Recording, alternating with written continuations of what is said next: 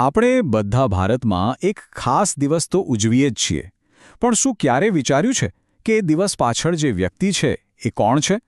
ચાલો આજે એ જ અસાધારણ વ્યક્તિત્વની વાત કરીએ. તો સવાલ એ છે કે 5 સપ્ટેમ્બર જ કેમ?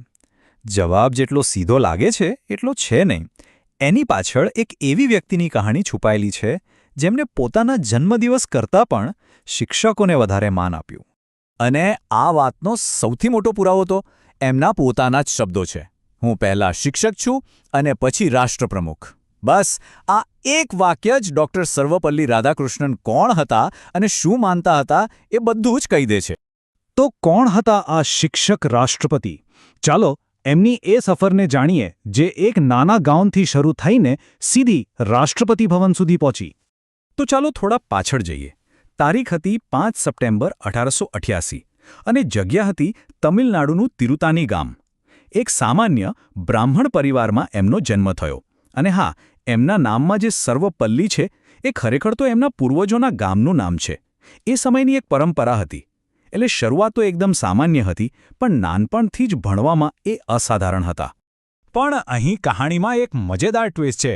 જે વિષય એમને આખી દુનિયામાં ઓળખ અપાવી એ વિષય સાથે એમની મુલાકાત કોઈ પ્લાનિંગથી નહીં પણ બિલકુલ અચાનક થઈ હતી. આ સાંભળીને નવાઈ લાગશે, પણ શરૂઆતમાં એમને ફિલોસોફી એટલે કે તત્વજ્ઞાનમાં જરાય રસ નહોતો. વિચારો, જે વ્યક્તિ આગળ જઈને ભારતીય દર્શનશાસ્ત્રનો ચહેરો બનવાના હતા એમને જ આ વિષય પસંદ નહોતો. કેવી નવાઈની વાત છે નહીં? તો સવાલ એ છે કે આ બધું બદલાયું કેવી રીતે? બન્યું એવું કે એમના એક કઝિને એમને ફિલોસોફીની કેટલીક ચોપડીઓ આપી. એમણે તો બસ ટાઈમપાસ કરવા માટે વાંચવાનું શરૂ કર્યું હતું, પણ ખબર ન પડી કે ક્યારે એ શબ્દોએ એવો જાદુ કર્યો કે એમની જિંદગીની દિશા જ ફરી ગઈ. અને આ લગાવ કોઈ સામાન્ય નહોતો. એટલો ઊંડો હતો કે વિચારો, ફક્ત 20 વર્ષની ઉંમરે એમની માસ્ટર્સની થીસીસ એક પુસ્તક તરીકે પ્રકાશિત થઈ. એમના પ્રોફેસરો પણ આ છોકરાની પ્રતિભા જોઈને આશ્ચર્યમાં પડી ગયા હતા. બસ આ જ જ્ઞાન અને પ્રતિભાએ એમને ક્લાસરૂમની ચાલ દિવાલોમાંથી બહાર કાઢીને સીધા જ વર્લ્ડ સ્ટેજ પર લઈ ગયા. જરા એમની સફર પર નજર તો કરો. 1909માં એક પ્રોફેસર તરીકે કરિયર શરૂ કરી. થોડા જ વર્ષોમાં હાર્વર્ડ યુનિવર્સિટીમાં લેક્ચર આપવા પહોંચી ગયા. ભારત આઝાદ થયું તો યુનેસ્કોમાં દેશનું પ્રતિનિધિત્વ કર્યું. અને પછી તો સીધા સોવિયત સંઘમાં ભારતના રાજદૂત. આ સાચા અર્થમાં એક શિક્ષકની વૈશ્વિક ઉડાન હતી. અને સોવિયત સંઘમાં એમણે કંઈક એવું કરી બતાવ્યું જેણે આખી દુનિયાને હેરાન કરી દીધી. એ સમયનો સૌથી ક્રૂર સરમુખત્યાર જોસેફ સ્ટાલિન, જે કોઈને મળતો જ નહોતો. ડૉક્ટર રાધાકૃષ્ણન એને એક નહીં પણ 2 વાર મળ્યા. કોઈ પણ ડિપ્લોમેટ માટે આ એક અકલ્પનીય સિદ્ધિ હતી. પણ એનાથી પણ વધારે રસપ્રદ વાત તો એ છે કે એમણે સ્ટાલિન સાથે વાત શું કરી?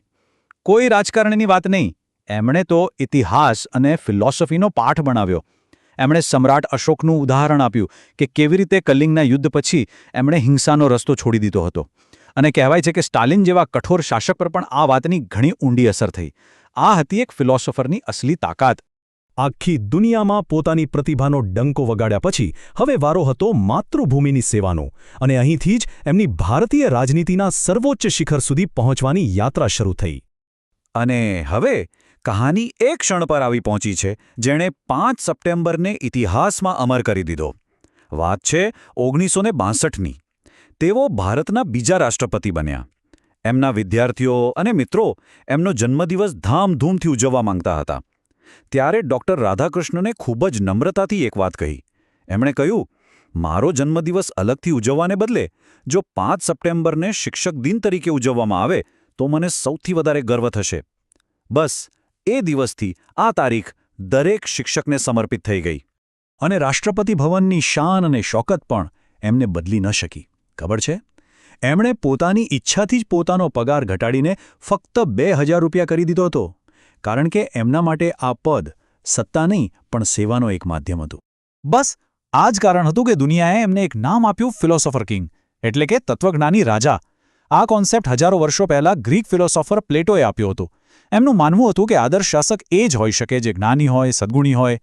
અને ડૉક્ટર રાધાકૃષ્ણનના રૂપમાં આખી દુનિયાએ એ આદર્શને સાચે જ હકીકતમાં બદલાતા જોયો. તો ડૉક્ટર રાધાકૃષ્ણન આપણા માટે પાછળ શું મૂકીને ગયા? એમનો વારસો એમના પુસ્તકો કે ભાષણો કરતાં ઘણો વધારે ઊંડો અને મોટો છે. દેશ અને દુનિયા બંને એમના કામને બિરદાવ્યું. 1954માં એમને ભારત રત્ન મળ્યો.